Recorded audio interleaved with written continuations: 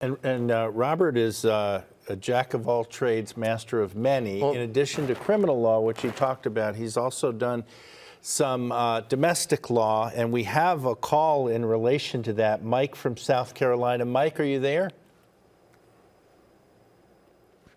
I'm here. Oh, super. We understand you have a child support question. Right. I'm having to pay arrearage from child support that I was, lax on, years ago. It's only $25 a week, and it's for the arrearage, like I said. But my ex-wife, passed away. This December will be 4 years, and my youngest child is 30. And I was just wondering where that money goes. I've tried to get in touch with someone in Georgia. I live in South Carolina. She lived in Augusta. And nobody can really tell me what's happening with the money. My children aren't getting it. Her widower isn't getting it.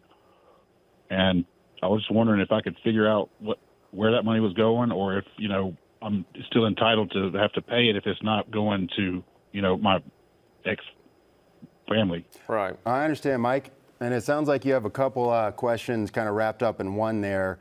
My first recommendation would be to start with the court that actually issued the child support order that is now, in arrears. You said you lived in South Carolina. I believe you said that your ex-wife, who's passed away, lived in Georgia. So wherever y'all were divorced, wherever custody was decided, wherever that child support order was issued, you need to start with that court.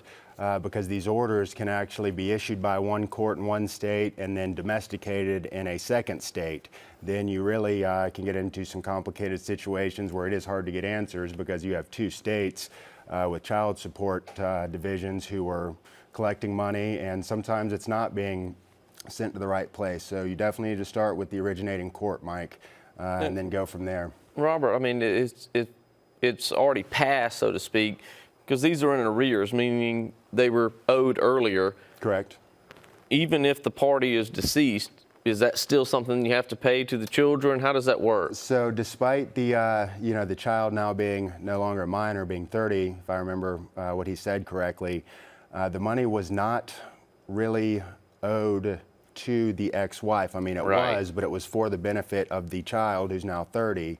So that is an interesting question. That money is on the books as an arrearage, and it's going to continue being deducted from your paycheck until you can try to find out where that money's been going. And if it's not going to the proper place, then you may be able to get some relief and get out from under that arrearage. It all depends on the facts and the specifics. So really got to start with the originating court and then try to communicate with the different state agencies, and that's always challenging. task. Yeah, that's right. Real good, Robert.